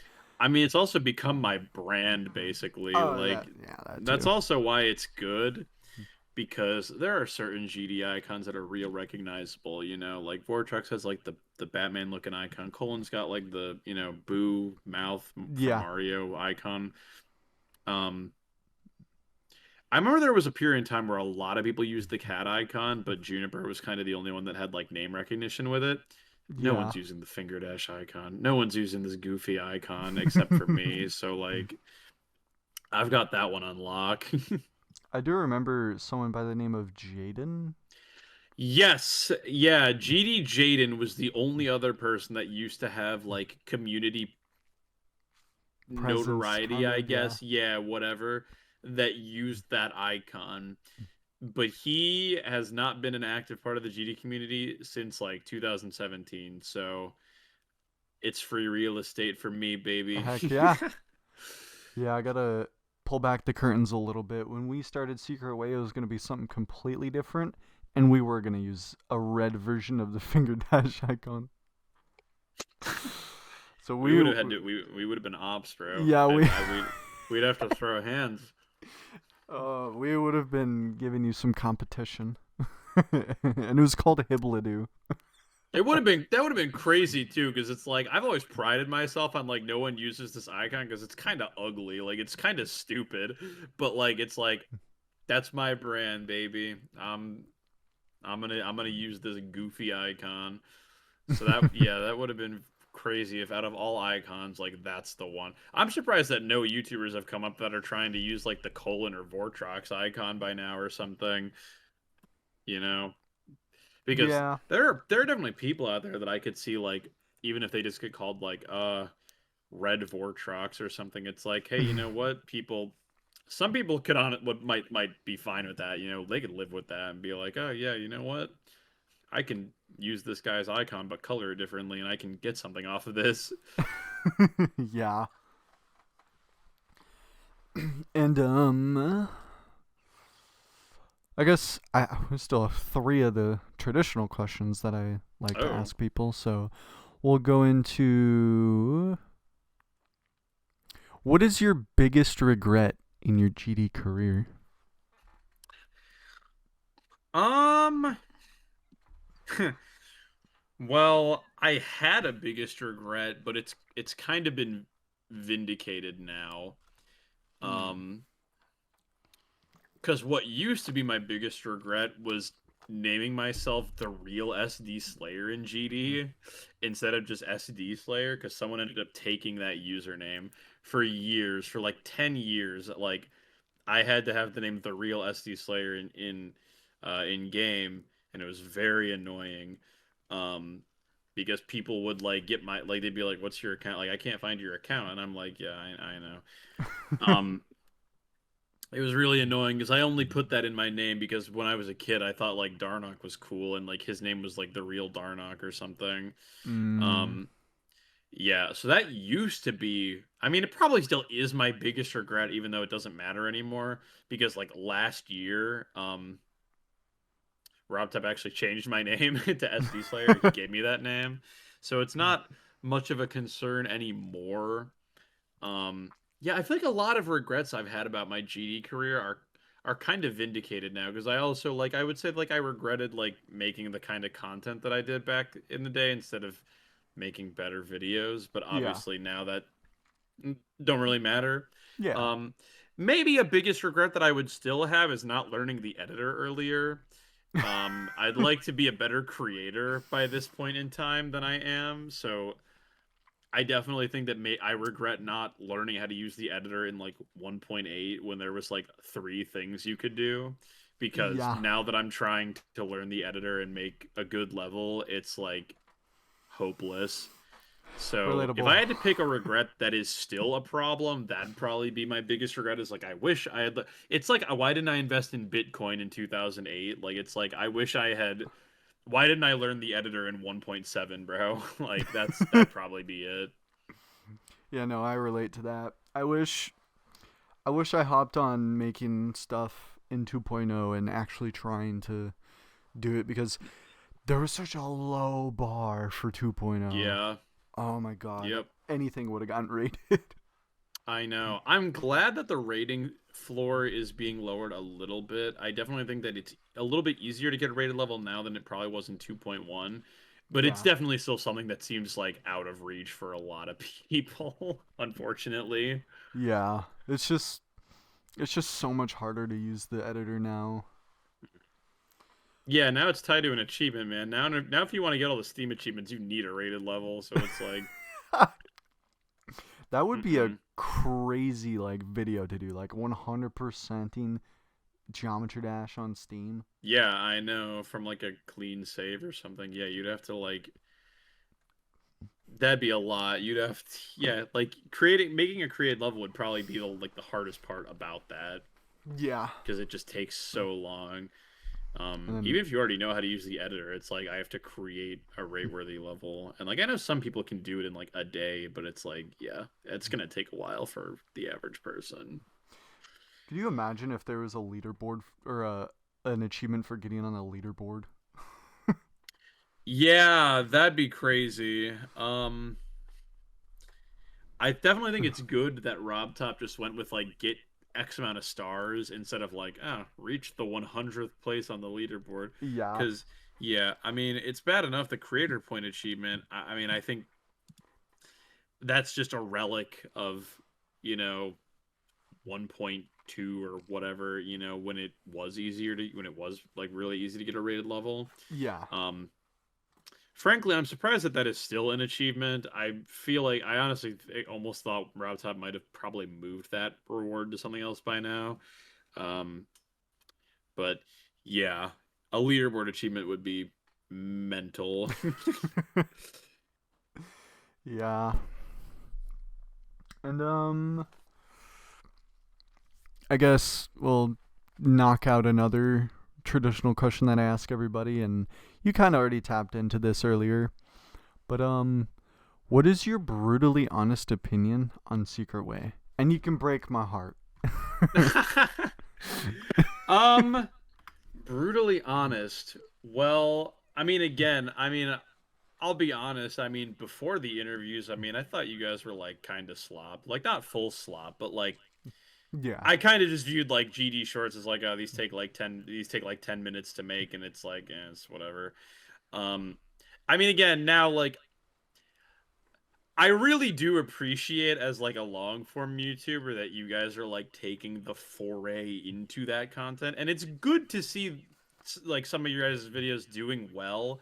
You know, I'm glad that you aren't gonna end up as a G YouTuber with like a million subs and long form videos that get 400 views. It's good to see. You know, you make community tab posts and they get like thousands of likes and like hundreds of comments. Oh So yeah. I like in a way I'm proud of you guys Aw. really.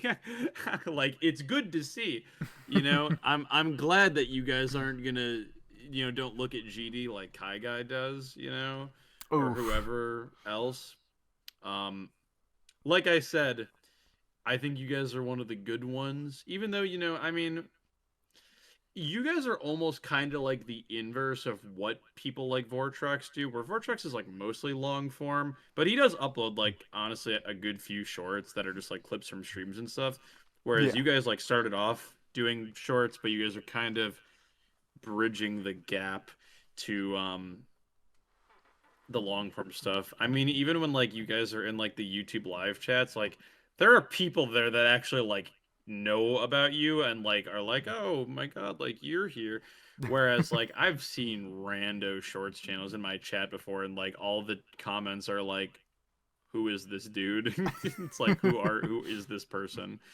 Um so yeah, I'm glad to see the pivot, the long form arc, you know.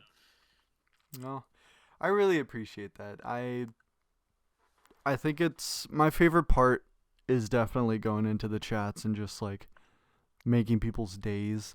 Like I have a friend group where they always ping me like go into this kid's chat and just say hi, and they're like freaking out. They're like so Yeah, happy, and it's like that kind of stuff dude. just puts a smile on my face. Yeah, no, for sure. I've had people DM me that before or something and be like, "Yo, we have like a bunch of people in this chat. Can you come and say hi?" And I'm like, sure." And like, it warms my heart when like I hear these like 8 year olds like about to like have a heart attack because they're like, "Oh my God, it's like Sdslayer or whatever," and I'm like, man, people know who I am and care for some reason. That's exactly what I feel. Yeah. Yeah, it's nice. It's good. Making real content pays off. It does. Making real content is fun as well. You shorts Hmm. YouTubers, you should take notes. Take some notes, exactly. Have some fun for once. Not everything has to be about Exactly. It money. doesn't just have to be a business, man. Exactly. And I guess on the topic of GD YouTubers and shorts YouTubers, what are your thoughts on the new generation of GD YouTube compared to pre 2020? Yeah, so I like what they're doing. They hit a very different note and vibe than they used to because that's the thing, honestly, you know, because I was around and active in both of those periods. I wasn't super active like 2021, 2022, but like I still knew what people were making content on. um I I think that the current content is probably better now. I think it's more well made. You know, it's higher quality, but I do think that the older GD content has this charm to it. Like I feel like 2021 was like the peak of like friend group content. Like it was Yeah. like like the gang and like Juniper's like group of people that like Yeah. she would record with and stuff, and like they were like taking over GD YouTube around that time period. And even though those kinds of videos don't exactly hit the mark for me, I see the market for it. Um, and they give off a vibe. You know, it's always good to just see like, oh, it's just a group of people having fun and making videos and stuff. Um, Yeah. but I definitely think there's a lot more innovation now. There are still plenty of people who just make content on like beating levels and stuff, but I definitely think that um, there's a lot more like interesting ideas now that actually like kind of make me be like, oh, that's a really interesting idea. Like Doggy did like the GD Geo guesser, and I was like, wow, that's a really neat idea. Yeah. Or EVW with like the life challenges or whatever, like the 100 lives or whatever. The bingo, the recent tab bingo, those Those kinds of are fun ideas. to watch. Yeah. Yeah, so I definitely think the newer content is edited a little bit better and it's more innovative, I would say.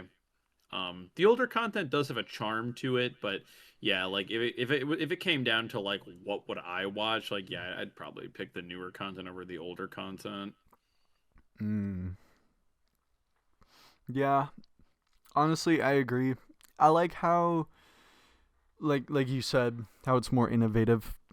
I like how Yeah. we kind of unanimously, it seems like everyone in the GD community as content creators like unanimously grew, bar the shorts YouTubers. But Yeah. uh like it seemed like 2020 was that time to just improve at everything, and the GD community Hmm. definitely took that seriously. Yep. Yeah. But I think it did. I think it did him very good because yeah, I think that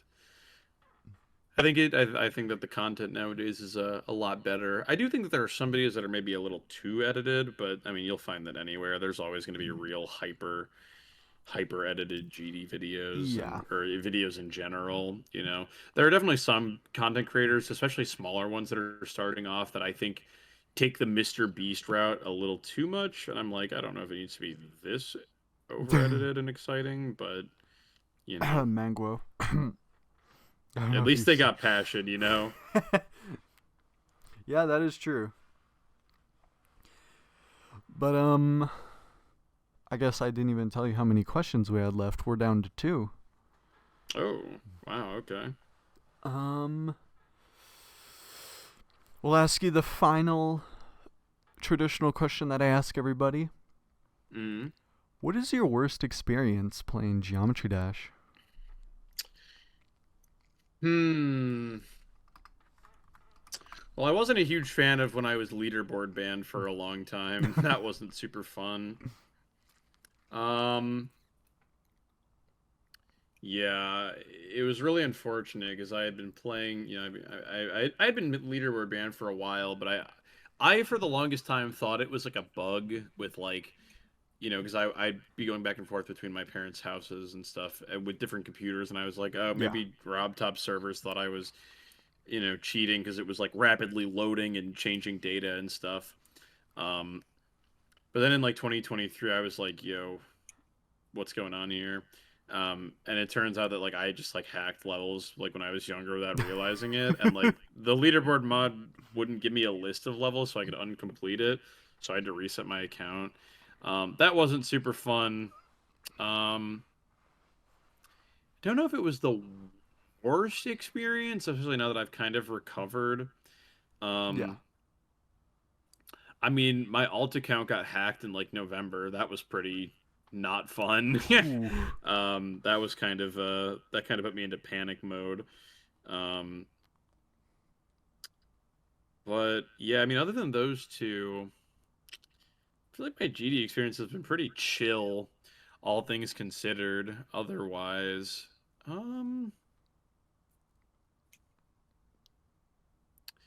I mean, in like 2014, I messaged Sumsar on Skype and I asked him to like look at my level and like send it, and he told me it was garbage, and that made me sad. So that humbled me when I was like 11 or something. I'll Oh never forget that one. That one stung a bit, but my, yeah. oh my gosh, that's funny. That's like my GD fun fact, because I'm like, yeah, I DM'd Sumsar a level request on Skype in like 2014, and he told me it sucked. Oh, the lore, that is awesome. Oh man. Yeah, people getting hacked. Ooh, the last November last year. Yeah, it was like, yeah, like 2 months ago or whatever. Yeah, that crap is just happening so much. Like I don't know Yeah, what's going on. yeah, it's a little nutty, a little insane. Um, don't know what their motivation is, but I don't I don't either. know. They Tell you what though, I got a real secure password now though, so yeah, they I got a screenshot sent of one of the hackers, the ones who hacked Purgatory. They were yeah, yeah, yeah. they were like, "We should go after BenCar next." I just gave myself a Google generated password after that Yeah, instantly. I opened up one of those like things that detects like how long, like how strong your password is, like how long it would take to crack. And I just typed in like random letters and Me symbols too. until I got a password that was like, yeah, it'll take 9 quintillion years to crack this, and I'm like, okay, that's probably fine then.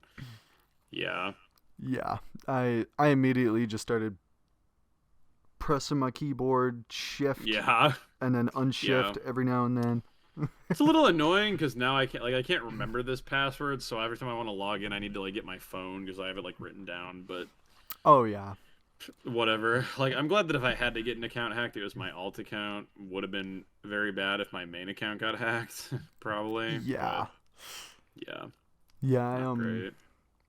I don't know if you or anybody watching knows this game called Growtopia, but I think so. my my cousin had an account in it that was an AI generated Google password. I'd use his account a lot, and I managed to remember it over time. So I think Yeah, I'm sure I'll remember my mess of a symbol password eventually. But yeah, it's also yeah, because like I don't log into GD that often, I was so saying yeah. yeah, it's not too much. Yeah, I should probably change my mega hack password as well, and taking that into consideration. True. Yeah, that's fair. But final question. Um, Boy. have you thought about beating the entire dedication series? God damn it, dude. I was wondering if there was going to be another question like this. Um, yeah, so I get a lot of questions about Renevant specifically, Yeah, um, because it's hard, but like obviously Anathema is like way harder. So I would not write off Renevant if I would not beat it as a new hardest. If I was ever gonna beat it, I'd want to beat something harder than it first, and then maybe come back for it once I know I have the skill. yeah. The thing is like I've watched videos of Renevant and Anathema, and they don't seem like they're very fun to play. Um, Nope. I don't know if it changes if you're good at the game, maybe if you're good at the game, it becomes more fun or whatever. Because I mean, like, I don't think any of the top 10 seems particularly fun, but I'm sure there are people out there that enjoyed playing some of them. Yeah, probably. Um, the entire dedication series I find unlikely because Anathema is number 12 on the list right now. Uh, I don't know if I'm ever going to be that good at the game. Renevant is possible because, like, it's in the ballpark where after I beat another new hardest, I could maybe go for it, but again, it would be a new hardest then. So it'd be like two new hardest, and then like maybe I'd go for it. Um, Not something I'd write off for the forever, at least Yeah. for Renevant. Not anything I'm planning in the near future. And again, if I ever get good enough at this game to be able to beat like a top 10, maybe I'll play Anathema for like the meme, you know? Um, I'd have to see where the demon list is by that time. Because Yeah. Renevin is a level that like I could feasibly maybe see myself going for like at the end of like next year or something. I don't know. Like if I were ever to get good enough to beat Anathema, like we're talking like 4 or more years from now, probably. You know, I'd have to see how I'm feeling about that because I've mentioned before that like I'd like to get good enough at the game to eventually beat Limbo, Yeah. which is pretty hard because I really like Limbo and it seems like it'd be a really cool level to beat. Um, but Renevin or Anathema is like 30 spots higher than Limbo, so Yeah. you know. I don't know about that one. Not gonna say no, but it's definitely not something I plan to do in the near future, at least. I mean, it's definitely not off the table. It's still possible. Yeah, like I wouldn't say like no, I'm never gonna do it. I also just wouldn't say like yeah, I'm definitely gonna do it. You Yeah, know? hold some sort of promise and have people like, Yeah, ah, you said you would. yeah. It might happen one day. Renevant is infinitely more likely than Anathema, but you know, again, I gotta I gotta get better at the game before I could look at anything like that still.